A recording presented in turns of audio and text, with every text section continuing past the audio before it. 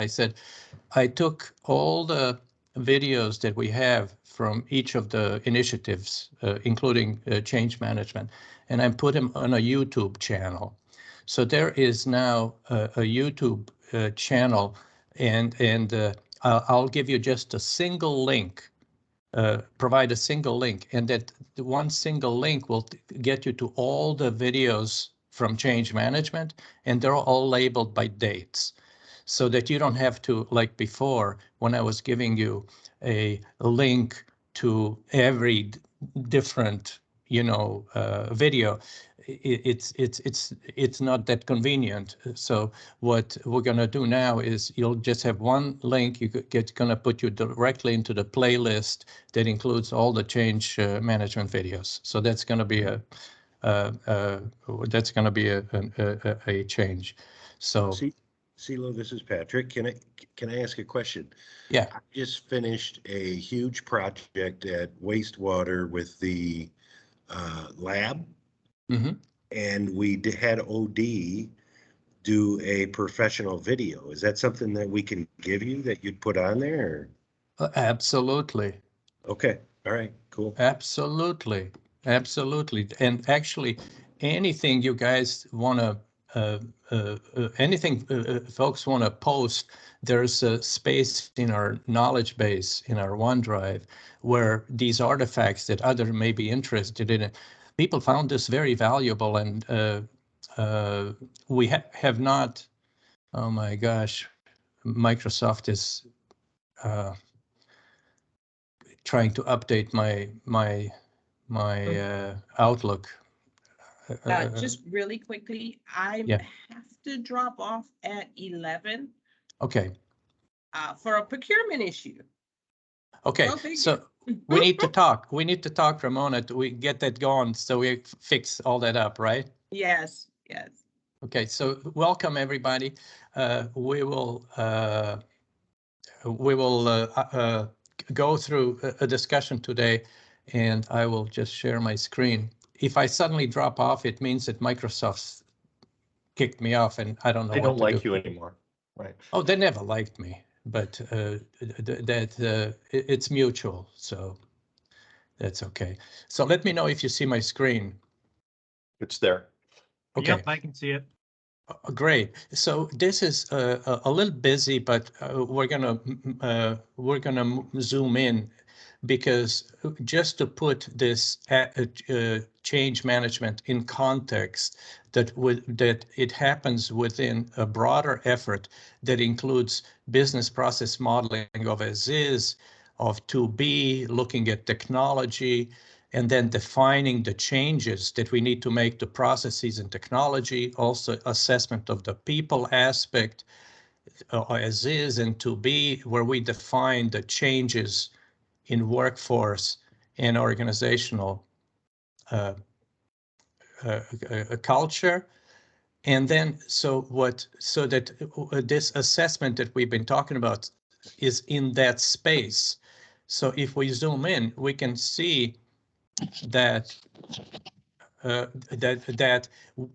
we will, that tool that we're going to use, in addition to that tool, we will know what happened from the assessment of the people side, and the assessment and the changes that are required, that we want to make to the process and technology, so that we can, when we have that survey, we can have it specific to the changes that are described in these boxes. And then we would prepare a change management plan. Based on this, we would prepare a project management plan and then implement improvements. So before I zoom into more detail, let me know if this makes sense or if anybody has comments. I like how this actually shows people, because this leads into the how to use this, how to use WISE, and actually apply the tools. So I like this. Oh, great. So thank you. So what we would like to discuss today is, first, we will have to prepare guidelines for just conducting this assessment, to use that tool, how to apply it, and how to just hands-on, how to, how to make it happen. So what I would like to see today is Scott and I are going to be working on preparing this, but it would be very helpful if we can get some volunteers, some of you folks, to be a little bit more engaged in developing these assessments, which means you could you would meet with us outside of these biweekly meetings. You would review the things that we prepare. You would offer input. You could get engaged as much as you like. So this is the first topic of our conversation, is if we can get some interest in people getting involved in this effort. And the result, the deliverable, would be the guidelines that my own personal preference would be that they're like not like a paper document, but that they're like an interactive guide through through this capability, through this assessment that we've talked about. So let me stop and see if people have any thoughts or comments. And I expect to be overwhelmed by people volunteering to help out. Cello, Joe Belmaris from Met Council. I think this is a wonderful opportunity to work with you guys on developing this. So count me in. Okay. This was recorded, Joel, so there's no way to back out. Thank you very much. And anybody else?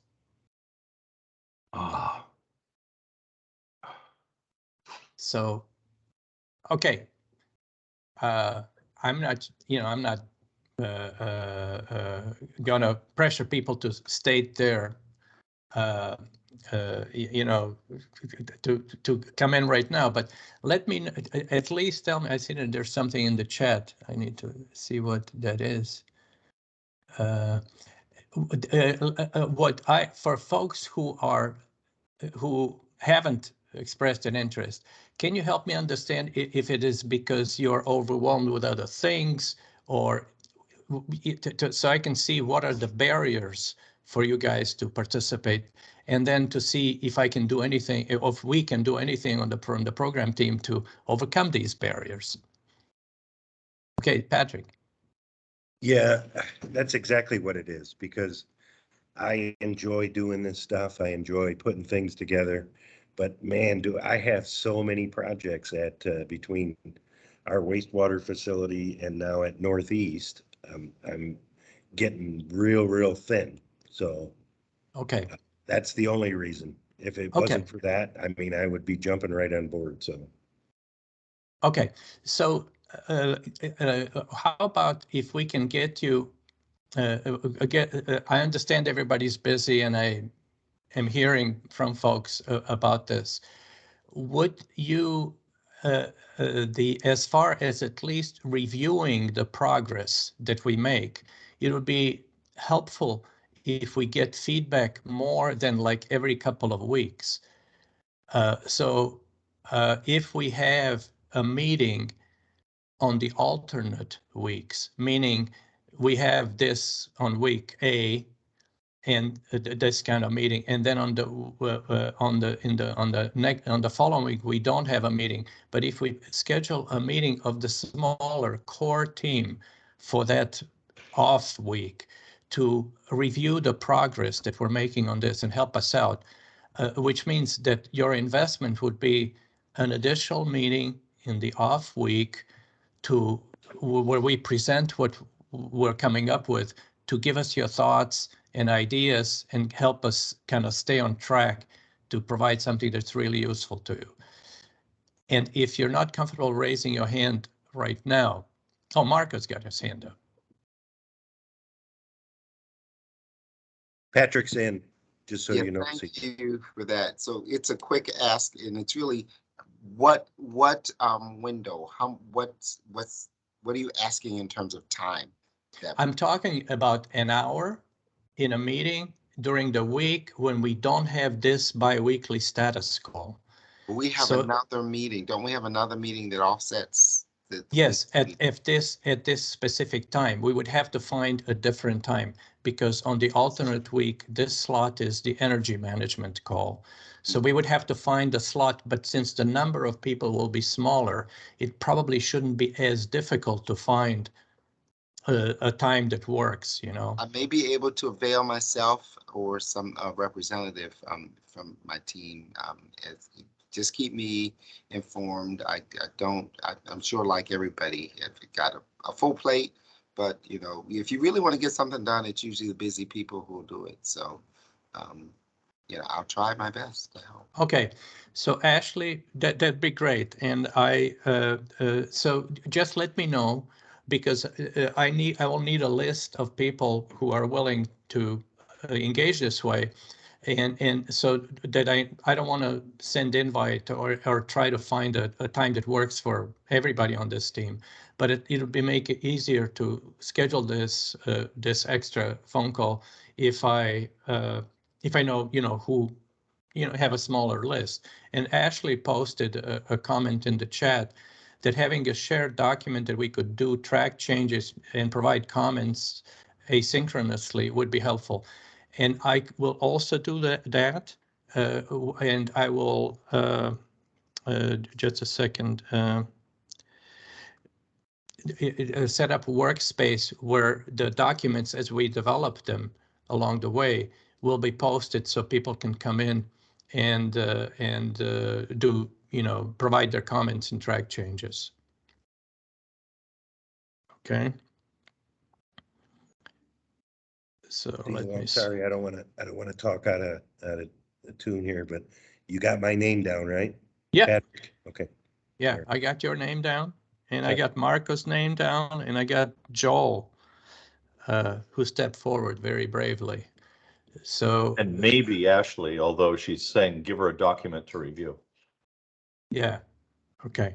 So, yeah, and the just the amount, like I'm in the same boat as Patrick, and lots that we're moving back into the office, and as office manager, we moved 250 people this month, and lots of things going on for everybody. So even like so looking at the length of time of that meeting, so even having an hour meeting is pretty tricky to schedule in.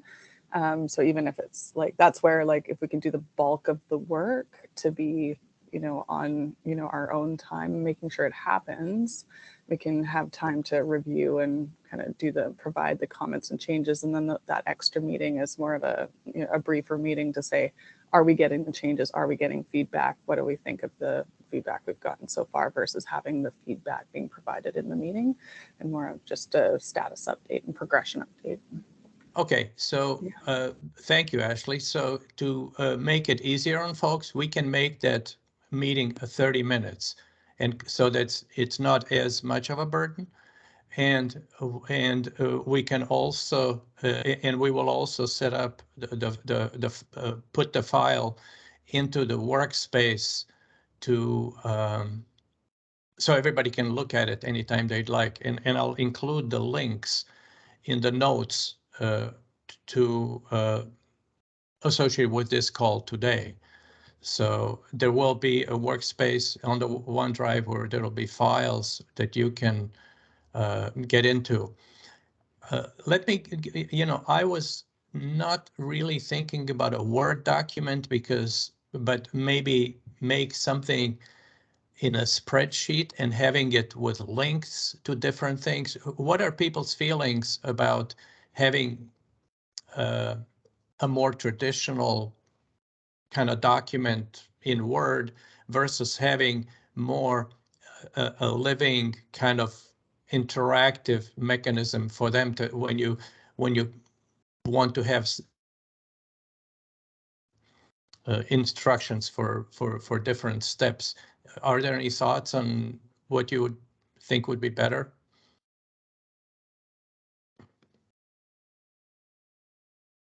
Scott, can you explain? Maybe I didn't explain it properly, what I mean. Well, maybe try it again, and then I'll chime in, Cello. Okay, well, one way is to look at producing a document that says, okay, these are the guidelines. The other one is to say, okay, we will have a map similar to, let me go. Okay, hang on just a second. Okay, so we will have something like this in a worksheet, in a spreadsheet, and then, for example, you know, we're talking about this box. So we would essentially start with this map, but then blow up this box into that you would have a similar diagram, just what happens within this box itself. That would give you links to the tool itself, and then would if it would the every step of how of this. You could think about breaking down this box into a diagram like this that describes different actions and provides links to different artifacts instead of having a Word document. That's what I was wondering. Or an alternative is to actually do both, where you have some written guidelines that you could distribute, you know, to others, and then also have a kind of a process flow chart and, you know, additional pieces represented for this one box. You know, that's another alternative. Yeah. So what do you think would be better or more useful for you or your staff and your colleagues? Cello, Joel Belmaris again. You know, I'm a visual person, and I gravitate to the document you have up right now with the workflow. I don't know if it's very intuitive though, on that it would have a link that would take you to another document. I don't know how you really make that work that way. I've never really seen it work that way. Okay. But I think that when you have more of a traditional Word document where you're kind of, you know, where you're explaining or you've identified the next step in the process, you can easily see a link in that. The text tends to change, the font may change, there may be an underline, and people naturally gravitate to wanting to select that then and see that change to the more specific document you're talking about. But I guess I'm always open to seeing it both ways, and I think that would be something to try out. That's excellent. So I'll do what Scott proposed to address this and prepare a draft, just an outline, an example of a Word doc. It's not going to be fully developed, of a Word document and an Excel spreadsheet, both with links, and then post this, and then just to show an example how it would look like and how it would work. And then people can provide comments and say, well, this works, we want both. A little bit of difficulty with doing both in the long run is that we have to maintain two different things. We need to maintain the spreadsheet and we need to maintain the Word document and make sure that they're in sync. So that's a little bit of a wrinkle, but let's see, you know, what people are comfortable with. Yeah, I totally get that, maintaining two documents. It's just not a good practice, and people get confused. Oh, I went to this document, so and so into that document, you know. I mean, I'd like to see, I think the first stab would be at trying to see if you can make a link look very much like a link on this type of a process flow or business flow, so that it is rather intuitive, instead of, you know, going to the more traditional document. Yeah, sorry, go ahead, Scott. Yeah, no, Joel, that's a very astute comment. You know, rather than just have two different things, linking them together and, you know, building off you know, this document even, so that you could go, you know, to another level of detail. And then also have a Word document associated with it. And I just wanted to chime in also on, and this was really Ramona's idea, was that we have like the month of August and we have the rest of July to basically get those guidelines and further this along, so that not just this team, but other teams can use it as well, and completing it in this fiscal year. So the idea of having every other week having this meeting where we can review the progress, but having a working meeting, you know, in between is going to allow enough time in order to get this work product and deliverable done. Okay, that sounds great. Any other comments? Any other comments? And we were talking about just to the guidelines to how to go about using that tool and conducting the assessments. So that's, you know, action number 1. Any more comments on this? Okay, then we're gonna look, the next thing that we need to do is look at, okay, now that you've done the assessment, how do you use the results of that assessment to prepare a change management plan that would then provide some information and help us deal with the people side of making changes here when we implement improvements. So we would have, you know, here we would have a project management plan with schedule and scope and budget. And here we would have a plan that would include things about how to get, you know, keep people engaged, how to, the change management part of it. So that is also going to require guidelines. So if that will be our next step in the future, to complete the support materials for people to conduct this. Are there any thoughts on this or offers to engage in this task to develop these guidelines?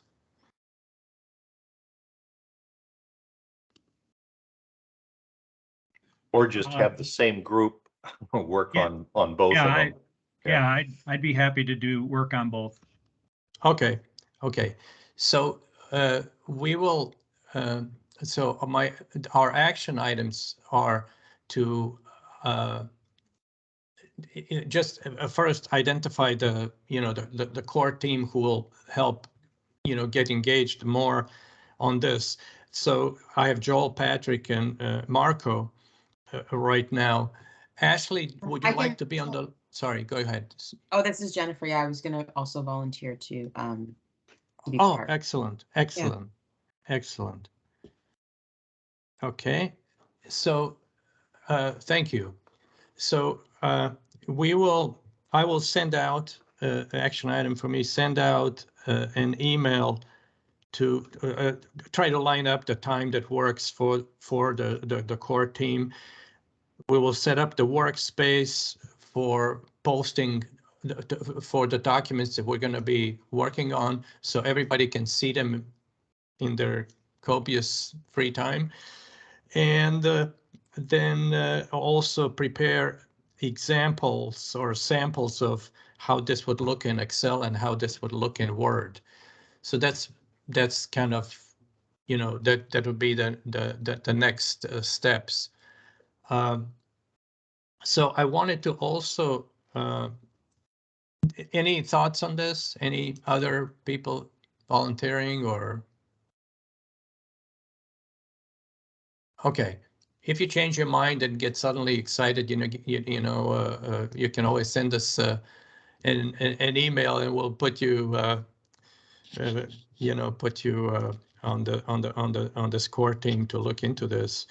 So, and I'll add Ramona, although she didn't raise her hand, but she's not here, and we'll add her. So the other thing that we wanted to see is just start a discussion about, are there things that you see in your organization, that changes that maybe are planned, that maybe this kind of tool and this kind of process may be helpful to address, so that we can look at specific types of changes, so that when we're working on these tools and guidelines, we have some examples of specific changes that people might be interested in, sort of, so, you know, so we're grounded in some real examples. Any thoughts on something that's, you know, that's not too big but not too small, that we might be kind of Goldilocks kind of change that we could apply this to? Any thoughts? Ashley. Oh, let's see. I'll grab my video. There we go. And just the example I brought up, we're done now, but post office move, just with the, I'm not sure where all the other utilities are at with the return to office, and maybe that's something that is, you know, already a moot point. It's already been done at most locations, but I know that it's a timely, relevant item. Going through it, and like I said before, we don't have change management resources in our, besides, you know, personal side of the desk projects and resourcing at Metro. But yeah, I think that's you know, maybe something that can be generically applied. And then there's enough complexity with, so for example, we've moved into a shared working arrangement. So it's sharing your workstations. We've got high level, senior engagement, and then also it affects everybody that's in the building, or a large amount of people. So whether or not that's relevant, or you know, we maybe want to do something a little more specific to a utility process change, but that might be something that's an example that we can draw from. Oh, absolutely. Yeah. Absolutely. Not completely, really complicated or really specific to one or two organizations. Yeah, well, that's, you know, that's great. That's a great example. Thank you. So, Joel? Yeah, Cello. I do have projects that I'm involved in, which could be, you know, a litmus test or a proving ground, you know, proof of concept for these types of documents and this change management. But they're not small. Actually, they're quite large. At the Met Council, we have 5 divisions, and there's a number of systems, as we've talked about before, an asset management system and a time card system, 2 projects that I'm involved in, that are there are disparate systems right now supporting multiple divisions, and we're at a point in the organization where those systems are at the end of their useful life. And so now the Met Council is saying, we're not buying, you know, 5 more timekeeping systems or 5 more asset management systems. We're going to one asset management system, an enterprise asset management system, and we're going to go to an enterprise timekeeping system. My role and responsibility in these projects is to be the liaison, coordinator, representative of the Environmental Services Division, and I see a huge change management component coming down the road, which is why I'm really gravitating to this tool set. I can only benefit from this, and so I am offering our organization's projects to help, you know, vet out these documents and these practices, but they're not small. So if you're looking for small, I can't help you there, but I can definitely help you with trying to use them and seeing what benefits there are and what opportunities there are for improving it.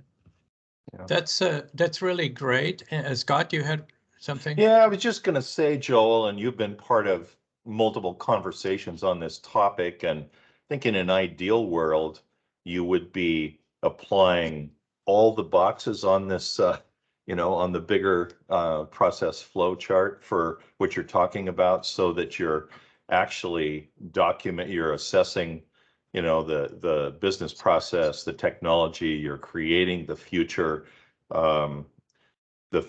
documentation in BPMN for the new systems that you have, and then basically doing when you're ready to, when you've identified the improvements and the changes that are needed, then you'd do the change management assessment and the change management plan, and the project plan, so that you'd basically be set to go. And you're right, that's no small undertaking. You can do different pieces too. If you were already had developed, or documented in some form some of this, then you could always just do the change management portion of it to make sure that you got people engaged and everything. But as you know, because we've had these discussions, is the more that you incorporate, the better off that you're going to be. And even for a big project, it might even be more important to do. So I don't know. We should talk more, with Cello about that. But it's definitely of big interest, even if it takes a while to complete them. Having this process and engaging your consultants even in using this process, which is something else what we've talked about. Sure. And sorry. I'll make one last comment. I know there are other hands that are up. Yes, I think you're spot on. I could use this whole thing, not just the assessment or the change management plan development. And I would like to meet with you outside of this meeting and talk about what that could look like moving forward, because my organization, we're not very mature in change management. And when we're normally siloed in our own divisions, that's fine. But this is an enterprise-wide, and I think if we want to be very successful with our projects, we need to incorporate change management. And I'm hearing that kind of support from leadership too. So yes, I would like to talk with you more offline, and I will now give the floor to whoever else has their hand up. Ashley has her hand up. Or maybe That it's was left over. legacy. Yeah, my bad. Okay, so one thing that I could, on this bigger diagram, we have a question here that, the point where we said we have a tool already to kind of look at the business process that we've selected. So we've done some preliminary planning, we've defined the vision, and then we defined what is in the scope. So if it includes process and technology and people, then we would go this way. But this step right here, we already have a tool that kind of looks at describing the characteristics of that business process. So we can share that with you. And we have a decision point here. If, for example, one of the things that is included in this step, and it's not that complicated, it's just a few issues and questions that we answer, is how many stakeholders are there? How many people does this touch?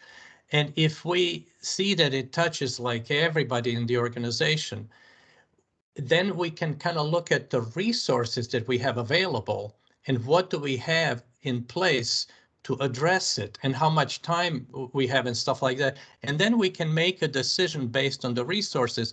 Is this too much to take on, or is this okay? So if this is okay to take on, it's not too complicated and demanding, then we can just proceed. If not, we may consider to break up the big issue into smaller pieces and then address them piece by piece. But this step was just ensure that that we know what we're getting into. Does that make any sense, Joel? Absolutely. Yeah, Mark. Yes, it does. And another point is that we realize that this is this looks complicated, but it's broken down. So each one of these things on its own, it's really not that, I mean, it's concrete. We can discuss it. And the program team, including Scott and Mike Barnett, when it comes to business process modeling, and myself, we'd be very happy to engage with individual utilities and help them get along and be a resource to help with different pieces of this and stuff like that. So you're right. And the last point is, one of the things that people there is interest in adding a topic for IT system integration. It's for integrating IT systems. And so this lack of integration has, you know, like you mentioned, maintenance management, CMMS, and the timekeeping system. And so this lack of integration is a problem in every utility. And it has many dimensions. So we're starting to see where the challenges are, you know, there's are coming together where different teams. So for example, next week, we have a meeting on energy management, but the people who will present are from asset management, because there are areas like life cycle costing where these things intertwine, you know, between asset management and energy management. So that will lead to more collaboration. I hope I didn't make things more complicated, but we're definitely keen to then work with each individual organization. And Baltimore has chosen procurement, and procurement is, you know, you're dancing with a bear, you know. It's like, you know, once you get into, you don't really know how to stop, you know, and it's a tough one. Scott, any comments or thoughts? Yeah, no, I really liked your comment, you know, Cello, in where it may be like for procurement or CMMS and asset management or other things where you basically say, we want to do all of it, but we're going to divide it into some pieces, you know, that can be discrete and really tackle those individually, rather than try to do it all at once or all together. But as Cello said, you know, the project team is available to have separate conversations about that. Yeah, and kind of work out with you, and just help inform you and be a support to you in deciding how you would want to apply all of this. Yeah. So any other thoughts on what we've discussed today? We've been trying to run this call today to get maximum engagement from people. So I'm just going to ping a couple of folks who, you know, Jessica, any thoughts? We haven't heard from you. Any thoughts on your end of what you're hearing?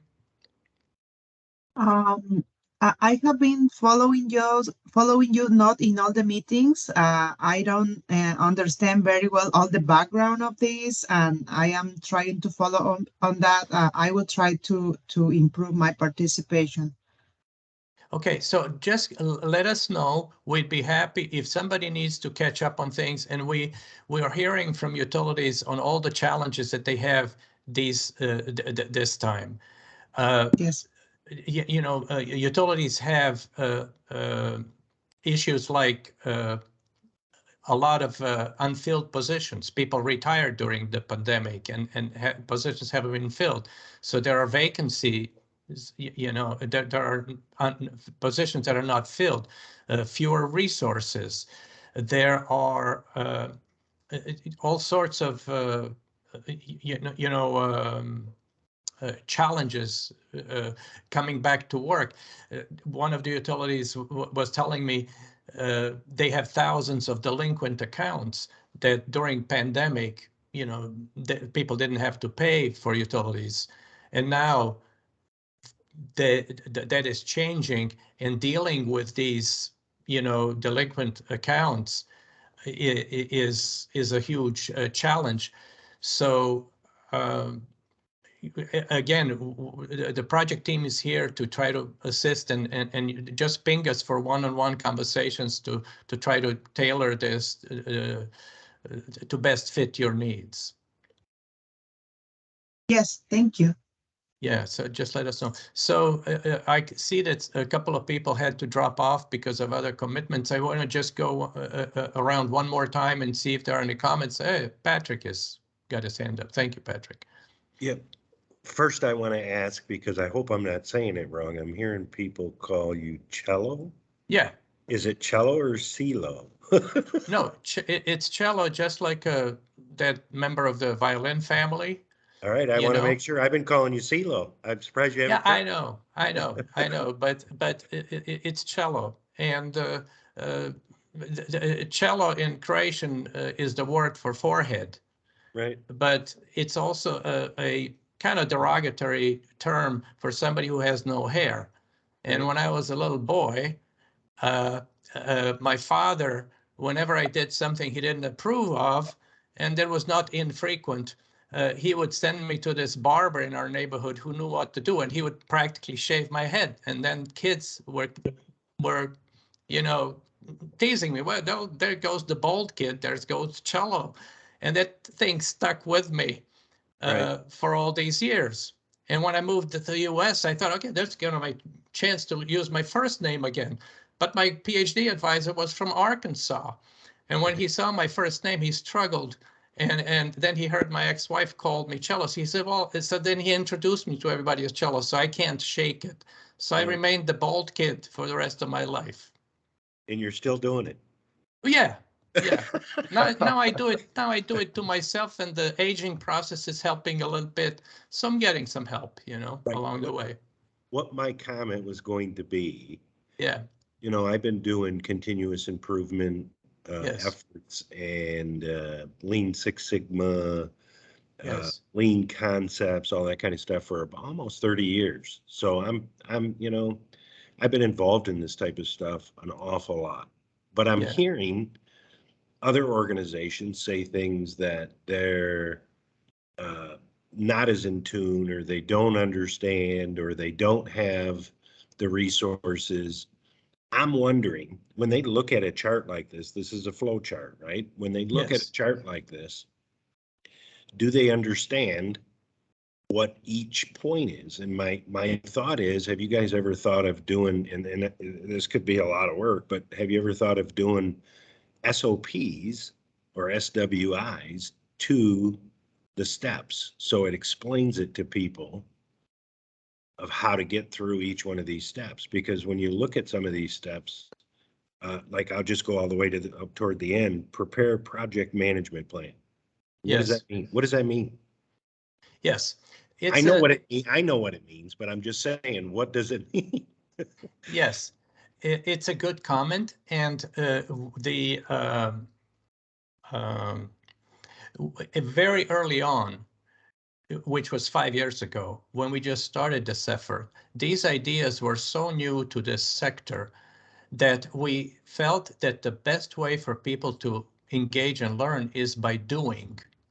So the first 2 years, we focused on this, modeling and analysis of business processes, business process modeling. That's what we've done for 2 years, and generated 18 case studies, because people also, many utilities didn't really document their processes. That was a real weakness. Sure. So so we spent 2 years just sort of getting the idea across of documenting what you're already doing. So, and doing it, so we've also broken it into kind of bite-sized chunks. So once people got comfortable with documenting their processes, then we started branching slowly. Okay, let's look at, and the technology part actually comes from a different research project. And the people part is a more recent development. So we've been addressing these things one by one slowly. And when it comes to preparing project management plan, there is a lot out there in terms of dealing with the scope, schedule, and the budget, and there's PMI and all the other things. So we're trying to leverage the things and methodologies that are already in place that people can refer to, and then adding the touch for to make it more accessible. And then the idea is to have an overall deliverable at the end that helps people to go through the full cycle of these things. But we feel that it would be too much to just throw this all of this on people at once. So, and we also want people engaged. So we're always grounded in some actual things that are provide more quick benefits, to their utility. So we are gradually address. So for example, when it comes to modeling and business process modeling, we have a 30-some page document that tells you exactly how to go about it. And eventually we will have something like that for each of the pieces, but we don't have that for all of the pieces yet. Yeah. I'm just hearing what I'm hearing and thought I would make that comment. Sure. Because when I want our team members here at JLWA to do things in a correct manner, or in a manner in which they should be doing it, right? We do an SWI, a standard work instruction. Yeah. And then give it to everybody and train everybody against it. So it's just a thought I had. That's a No, exactly. And for example, one of the things that we looked at was business case evaluation as far as the CIP process.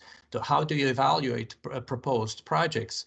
So DC Water took that on, and they have trained 100 people. They have developed the documentation, they have developed everything, and then they trained 100 people in actually the process and the methodology. So it is what you're describing is a natural way to progress.